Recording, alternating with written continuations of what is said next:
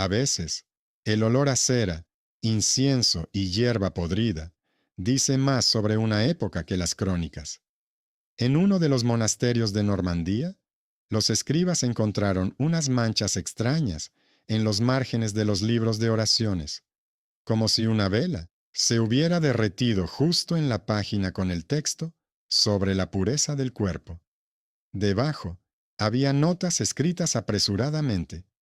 No toques con las manos si estás ayunando. Hay miles de huellas como estas. Es la historia corporal de una época en la que la fe, el miedo y el cuerpo se entrelazaron en un sistema único de castigos, curaciones y silencio. Amigos, os saludo. Aquí está vuestro narrador. Escribid en los comentarios desde dónde lo estáis viendo. ¿De qué ciudad?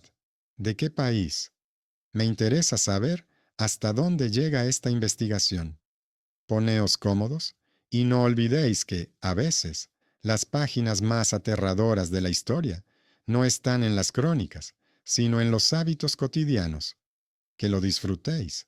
En Europa, entre los siglos XII y XVI, el cuerpo no era solo carne, sino que se consideraba una prueba del pecado, portador de la vergüenza y medio para su expiación. El cuerpo femenino, especialmente. En los monasterios, los médicos, llamados hermanos curanderos, recetaban extraños métodos para restablecer el equilibrio de los humores. Se creía que el exceso de humedad fría en el organismo femenino hacía que la mujer fuera propensa a la melancolía y a los pensamientos demoníacos. De ahí los rituales con hierbas al vapor, ungüentos a base de cera de abeja e incluso consejos para irritar la piel de las partes íntimas con picaduras de abeja, no por placer, sino para, como escribían los médicos de la época, despertar los espíritus del calor y expulsar la melancolía. En los registros de las farmacias monásticas de la época se encuentran realmente compras de colmenas y productos de la apicultura para las debilidades femeninas. Allí donde terminaba la medicina, comenzaba la teología. Agustín, Tertuliano y los escolásticos posteriores afirmaban que el pecado del cuerpo se hereda a través de la sangre y la carne. Por lo tanto, cualquier atracción se consideraba una enfermedad. En los sermones de finales del siglo XIII, los monjes solían advertir que incluso el acto conyugal sin oración convertía la semilla en veneno mortal. Algunos ascetas practicaban pruebas corporales. Para reprimir la tentación, comían alimentos simbólicos, como una gota de semen o sangre mezclada con vino, y lo llamaban prueba de repugnancia. Las descripciones de estas prácticas se conservan en las crónicas de los dominicos, donde se presentan como una forma extrema de ascetismo, no aprobada oficialmente, pero que existía como un desafío secreto a la carne. Estos extraños y aterradores ritos no eran algo aislado. La Europa medieval vivía en un sistema en el que el control del cuerpo significaba poder. La iglesia, la ciudad y la familia vigilaban cada detalle. ¿Cuántas veces podían reunirse los cónyuges? ¿Cuándo debía purificarse la mujer después de la menstruación? ¿Cómo se cobraba la multa por fornicación sin arrepentimiento? En los archivos municipales se conservan libros de multas, en los que se imponía una multa de 10 denarios de plata por tocar sin intención de casarse, y una marca de estigma por pasar la noche fuera de la comunidad. En las puertas de las casas donde vivía una mujer sin marido, se dibujaba una cruz de carbón para que los vecinos supieran que allí se requería vigilancia. En los pueblos, especialmente en Franche-Comté y el norte de Italia, existían tableros estatutarios, grandes tablillas de madera situadas junto a la iglesia o el ayuntamiento. En ellos no solo figuraban los precios del pan y el vino, sino también las normas de honor. ¿Quién podía pasar la noche con quién? ¿Qué relaciones se consideraban admisibles? ¿Cuándo estaba permitido besarse? Era un instrumento de control público basado en el miedo. Cada año, los alcaldes visitaban las casas para comprobar la pureza de la vida familiar. Aquellos que eran sorprendidos en encuentros secretos tenían que llevar cestas con hierbas por la calle, como símbolo de arrepentimiento. Entre los laicos existían muchas supersticiones.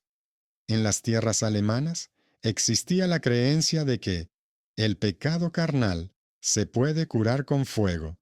Las mujeres que sufrían de infertilidad se frotaban el vientre con cera y se aplicaban hierro al rojo vivo. Los curanderos explicaban esto diciendo que la humedad debe ceder el paso al calor. En Italia se practicaban baños curativos con infusiones de romero y eneldo, en los que las mujeres permanecían sentadas hasta desmayarse. En los libros de medicina se denominaba expulsión de la melancolía del útero. En realidad, muchas sufrían quemaduras e intoxicaciones, pero el sistema seguía funcionando, porque el miedo al pecado era más fuerte que el dolor. Los mitos sobre las órdenes monásticas añadían capas a esta realidad. En las crónicas del siglo XIV se pueden encontrar acusaciones de que algunos monasterios practicaban la fusión pura de almas, un ritual en el que el confesor y la confesada se tocaban los cuerpos para compartir la vergüenza. Más tarde, los historiadores demostraron que la mayoría de estas historias procedían de panfletos de enemigos del monacato, a menudo protestantes o políticos.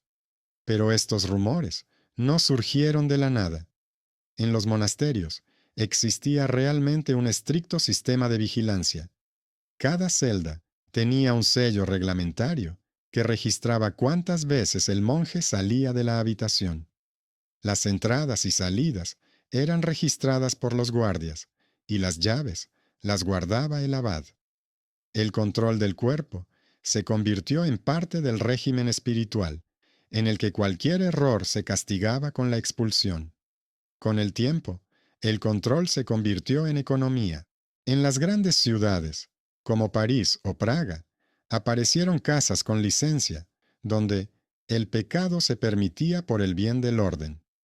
La prostitución estaba sujeta a impuestos y los visitantes recibían fichas, trozos de estaño, con el escudo de la ciudad. Las llevaban en la cartera como garantía de que el pecado estaba pagado. Estos tokens fueron encontrados posteriormente por arqueólogos, junto con rosarios y cruces de cobre. De este modo, el cuerpo pasó a formar parte del presupuesto municipal. En algunos lugares, los impuestos de los burdeles se destinaban a la reparación de iglesias y puentes. Especialmente sombrío era el aspecto de los delitos curativos. Existía la creencia de que las enfermedades podían curarse si se cometía un acto de violencia sobre el enfermo, ya que así, supuestamente, el mal abandonaba el cuerpo. Esta costumbre supersticiosa tenía su origen en la época precristiana y era condenada en las crónicas medievales, pero a veces se practicaba en regiones aisladas. Los registros judiciales muestran que estos casos eran pocos, pero cada uno de ellos se rodeaba de leyendas. Los tribunales eclesiásticos juzgaban los casos de pecados curativos, en los que los acusados afirmaban haber actuado por el bien. En los documentos se conservan expresiones como buscaba la curación a través de la carne, terribles testimonios de cómo la fe y la desesperación distorsionaban el concepto de compasión. En el otro extremo existía la cultura de la ascética. Los monjes y los sacerdotes creían que se podía expiar el pecado a través del dolor. Llevaban cadenas, se azotaban con látigos, se sentaban en piedras frías hasta perder el conocimiento. Se creía que a través del sufrimiento el cuerpo dejaba de ser enemigo del alma. A veces, esto llevaba a extremos. Las monjas ayunaban hasta tener alucinaciones, creyendo que sentían el beso de Cristo. Las notas médicas de los monasterios registraban síntomas de agotamiento, pérdida de la menstruación y caída de los dientes. Todo esto se consideraba un signo de pureza.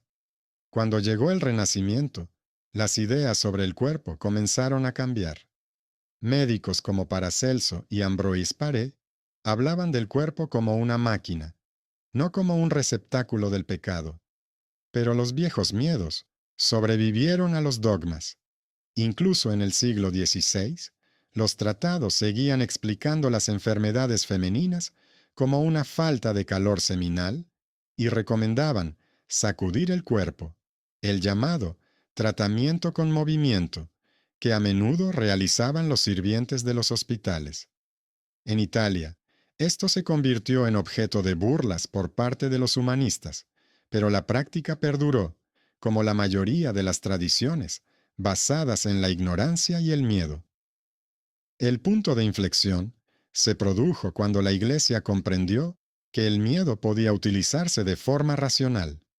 En algunas zonas de España y del Sacro Imperio Romano Germánico, se introdujeron ordenanzas especiales que describían las normas de conducta de los cónyuges. Las infracciones se castigaban con el arrepentimiento público, a veces con castigos corporales, pero más a menudo con multas.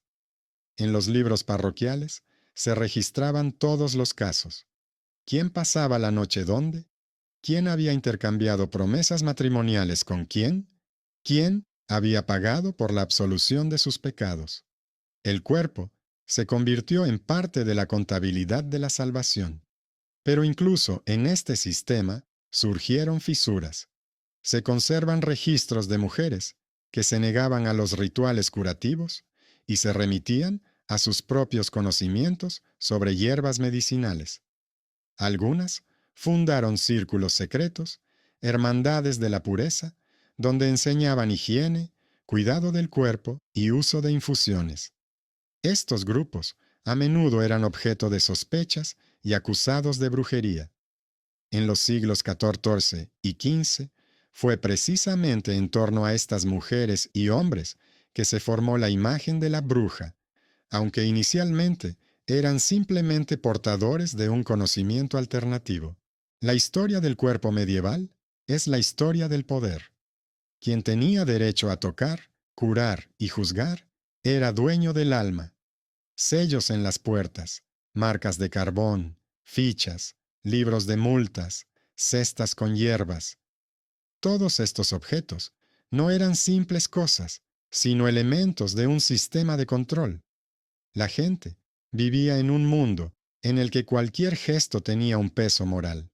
Los pensamientos, los deseos, incluso los sueños, podían convertirse en pruebas. Y sin embargo, a través de este miedo, se manifestaba una extraña forma de fortaleza humana. La gente intentaba comprenderse a sí misma, encontrar el equilibrio entre el pecado y la vida, entre el dolor y la curación. Cuando los arqueólogos encuentran en los estratos del siglo XV pequeñas figuras de arcilla que representan mujeres desnudas con abejas en las manos, no ven en ellas vulgaridad. Es un símbolo, un intento de reconciliar la naturaleza y la fe, el dolor y la esperanza. El hombre medieval no separaba el cuerpo del alma. Vivía en un mundo donde todo estaba mezclado. Por eso, los mitos sobre las abejas en el cuerpo y los experimentos sagrados no son simples leyendas, sino el reflejo del miedo a que el cuerpo pueda traicionar al espíritu. A finales del siglo XVI, comenzaron a aparecer en las ciudades europeas las primeras leyes sobre ética médica. Los médicos debían jurar no causar daño y no utilizar a los pacientes para experimentos sobre la naturaleza. Pero hasta ese siglo, el dolor y la fe eran inseparables. En los monasterios se conservaron durante mucho tiempo libros antiguos en los que, junto a las oraciones a la Virgen María, había una nota al margen que decía: probado con hierbas, calienta la sangre. Así se cierra uno de los capítulos más extraños y terribles de la historia. En él no hay villanos ni héroes, solo personas que temían a su cuerpo más que a la muerte. Creían que el sufrimiento purificaba, que el castigo curaba, que el pecado se podía medir y pagar. Su mundo desapareció, pero su sombra aún se ve en el lenguaje, en los miedos, en nuestros hábitos de ocultar la vergüenza. El cuerpo, que en su día fue estigmatizado como fuente del pecado, se convirtió en símbolo del conocimiento. Pero el camino desde las manchas de cera en los misales hasta la medicina moderna atravesó siglos de dolor, silencio y horror. Y si la historia nos enseña algo, es que los rituales más oscuros no nacen del vicio, sino del miedo. Miedo a uno mismo. Cuando parece que estos ritos desaparecieron junto con las capas monásticas, los documentos de los archivos de los siglos XIII-XV comienzan a hablar. No hay emociones en ellos, solo líneas ordenadas sobre multas y castigos. En París existía un tribunal especial que se ocupaba de los pecados del cuerpo. Sus actas se han conservado. Las mujeres acusadas de vestimenta excesivamente provocativa pagaban lo mismo que un artesano por romper el sello de un producto. La Iglesia, al parecer, no luchaba contra el pecado, sino contra la manifestación no autorizada del deseo. Todo lo que no se podía controlar se declaraba delito contra Dios. En Alemania, los canonistas llamaban a estos casos causa carnis, casos de la carne. En cada diócesis se llevaba un libro en el que se anotaban los nombres de los condenados por fornicación, adulterio y invocar a los demonios a través de la caricia. Se conservan registros de multas pagadas con cerveza, grano y lana. No se trataba de una economía espiritual, sino material del pecado. La gente entendía que su cuerpo tenía un precio, y ese precio quedaba fijado con el sello de la Cancillería. En el mercado se podía oír la frase, vendió su silencio por 1 libra de velas, y así se referían a aquellos que pagaban al sacerdote por la absolución secreta de los pecados carnales. El control se extendía incluso a los médicos. En los estatutos universitarios de Bolonia y París, del siglo XIV, se les prohibía tocar los cuerpos de las mujeres sin la presencia de un tercero, para evitar sospechas. Pero las propias universidades enseñaban según tratados en los que la anatomía femenina se describía como el espejo de la oscuridad. Los médicos estudiaban el cuerpo desde el miedo. En el tratado De Secretis Mulierum, sobre los secretos de las mujeres, se afirmaba que el útero podía moverse por el cuerpo, devorando las vísceras. A las mujeres que sufrían convulsiones, se las trataba con oraciones y hierro al rojo vivo. Las comadronas rurales conocían otros métodos. Utilizaban decocciones de hierbas, sangrías y vapores. Por ello, a menudo se las acusaba de brujería, especialmente si el tratamiento funcionaba. Cuando una mujer salvaba a una parturienta de la muerte, sin la intervención de un sacerdote, se consideraba un desafío al orden divino. En los archivos de Basilea se conserva el caso de la comadrona Marta von Wiesenthal, acusada de extraer un niño sin bendición. No la quemaron, pero la obligaron a llevar alrededor del cuello una placa de madera con la inscripción «La que tocó lo secreto», grabada a fuego. Los vecinos debían ver quién había traspasado la frontera entre el cuerpo y la fe. Así se formó una cultura de la sospecha. En cada casa se sabía quién se acostaba con quién y quién se confesaba y cuándo. El cuerpo dejaba de pertenecer a la propia persona. Incluso las viudas debían presentarse cada año ante el superior y confirmar su castidad. Mentir acarreaba la pena de la picota. En las puertas de esas casas se pintaba un círculo de carbón, señal de vigilancia. El espacio público se convertía en un mecanismo de control moral. Los mitos sobre curaciones milagrosas a través del pecado no hacían más que reforzar este sistema. Uno de los relatos populares del siglo XIV afirmaba que un monje había salvado a una mujer loca, compartiendo con ella la carne, pero conservando el espíritu. El panfleto fue traducido a varios idiomas y utilizado por los protestantes como prueba de la depravación del monacato. Pero más tarde, los historiadores encontraron la fuente, un texto satírico escrito por estudiantes de la Universidad de París. Sin embargo, el rumor ya había cobrado vida propia, reforzando la imagen del monje lujurioso. Así, la Iglesia se vio atrapada en una trampa. Había engendrado el miedo al cuerpo, que se convirtió en un arma contra ella. En los conventos, el control llegaba a niveles absurdos.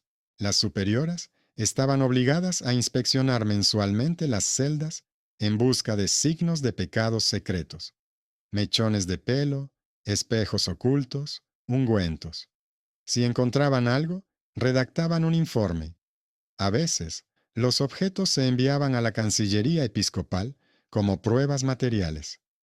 Uno de estos casos describe un frasco con miel y cera de abeja, confiscado a una monja con el pretexto de ejercicios curativos. Las autoridades no sabían cómo clasificar el hallazgo, medicamento o pecado. Por lo tanto, simplemente precintaron el objeto y lo incluyeron en el inventario como sustancia de dudosa intención. Mientras tanto, en las ciudades comenzaron a funcionar las casas de penitencia, precursoras de los centros penitenciarios. Allí se internaba a las mujeres acusadas de libertinaje. Hilaban lana, rezaban y pagaban un impuesto por su manutención. Los registros muestran que muchas permanecían allí voluntariamente. Dentro de los muros, era más seguro que en la miseria de las calles. El cuerpo se convertía no solo en una fuente de vergüenza, sino también en un medio de supervivencia. A mediados del siglo XV, aparecen en Italia los primeros tratados que describen la sexualidad femenina sin misticismo. El médico Michele Savonarola, tío del famoso monje, escribió que la atracción es natural y por lo tanto no debe ser condenada. Pero estas palabras se quedaron en el manuscrito. Era demasiado peligroso decir que el cuerpo no era enemigo del alma. La Iglesia seguía insistiendo. La carne debía sufrir para que el espíritu se salvara. El punto de inflexión fue la Inquisición. Esta institucionalizó el control en el sistema jurídico. Se obligaba a los testigos a declarar sobre el comportamiento de sus vecinos. Algunos delataban por miedo, otros por venganza. En los testimonios suelen aparecer frases idénticas.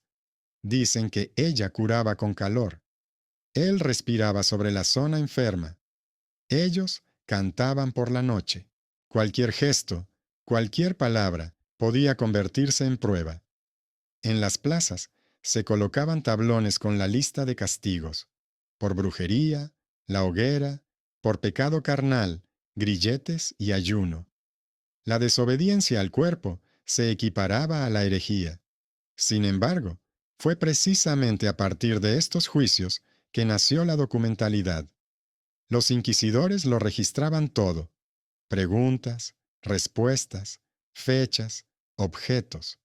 Hoy en día, estos registros proporcionan a los investigadores más información sobre la vida de las personas que muchas crónicas.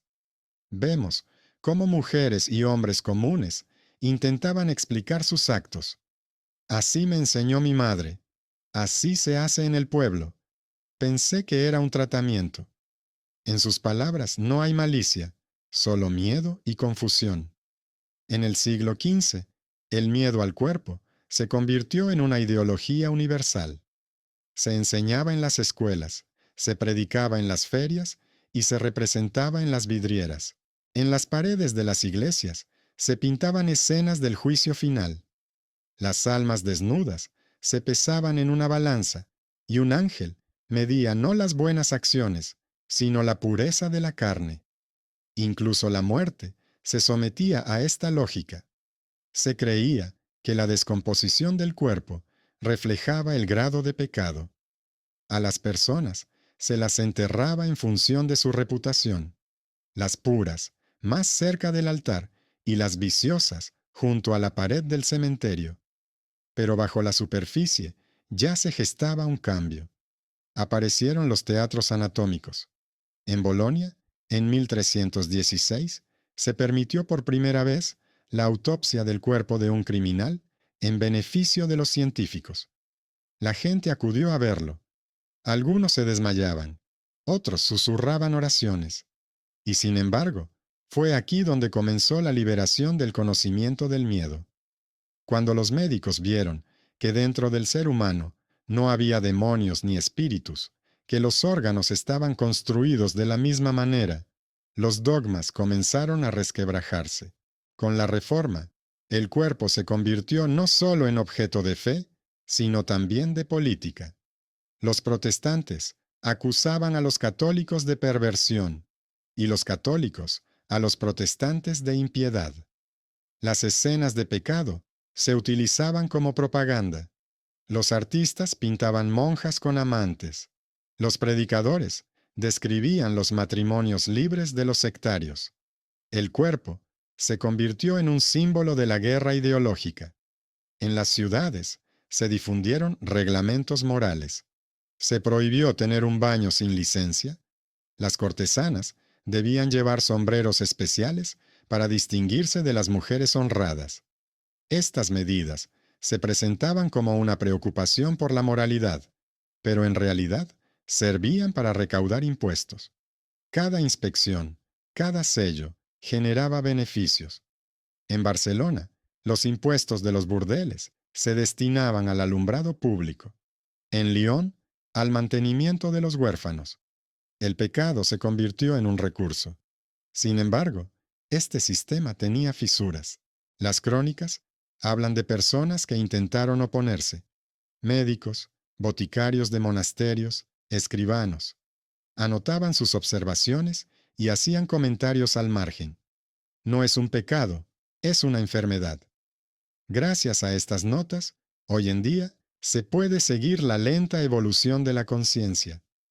En uno de los manuscritos florentinos de finales del siglo XV, un médico comenta el caso de una mujer condenada por tratamiento con abejas. Quizás sea una forma de aliviar el dolor. Una frase sencilla, pero que rompió el muro centenario de la condena. En el siglo XVI, el miedo comenzó a retroceder. Aparecieron las primeras guías seculares sobre higiene. Se enseñaba a la gente a lavarse no por la pureza del alma, sino por la salud. Los temas sexuales dejaron de ser tabú en los libros de medicina, pero siguieron estando prohibidos en el discurso público. La Iglesia aceptó que el cuerpo era imposible de destruir e intentó disciplinarlo. Contratos matrimoniales, juramentos, estatutos domésticos. Mientras tanto, entre el pueblo seguían vivos los viejos mitos. Sobre las abejas curativas, sobre los monjes que probaban el pecado para vencer la tentación, sobre los santos que morían de deseo. Estas leyendas se transmitían de generación en generación, perdiendo el contacto con la realidad. Se convirtieron en parte de la memoria cultural, un recordatorio de lo fácil que es que el miedo se convierta en un sistema. En el siglo XVIII, cuando Europa ya entraba en la era de la Ilustración, los antiguos documentos aún se conservaban en los archivos de las diócesis. Olían a cera, polvo y algo empalagoso. Al abrir estos libros, los historiadores veían no solo el pecado, sino también el sufrimiento humano. Cada multa, cada registro de arrepentimiento, era una huella del intento de la sociedad de domesticar su propia naturaleza. Hoy en día, estos documentos se leen como la confesión de una época. No tratan sobre el libertinaje y el castigo, sino sobre el miedo y el control. En la Edad Media, el cuerpo era un campo de batalla entre la fe, el poder y la ciencia. La gente buscaba la salvación en el dolor, en las supersticiones, en la sumisión. Pero entre ellos siempre había quienes buscaban la comprensión. Gracias a ellos, sabemos que, incluso en los tiempos más oscuros, quedaba espacio para la compasión y la curiosidad. Páginas polvorientas, marcas de carbón, fichas, hierbas, estigmas. Todo esto no son solo atributos del pasado, es el lenguaje en el que la historia nos habla de nosotros mismos. Ya no vivimos en un mundo en el que se juzga por los deseos, pero en cada sociedad siguen existiendo nuevas formas de control. La moda, la publicidad, el miedo a la vejez, la presión del ideal. La Edad Media no ha terminado, solo ha cambiado de traje. Y si hoy leemos estas crónicas con horror, es importante recordar que aquellos a quienes llamamos supersticiosos intentaban comprender el cuerpo igual que nosotros, solo que sin nuestros conocimientos. Sus errores se convirtieron en nuestras lecciones, y las manchas de cera en los libros de oraciones fueron las primeras notas sobre la medicina del alma, que aún no conocía la anatomía. La historia de la carne no trata sobre el pecado, trata sobre el miedo a estar vivo en un mundo donde la vida se consideraba un delito. Y mientras lo recordemos, la memoria de los cuerpos no permitirá que se repita lo más terrible: convertir el dolor en ley.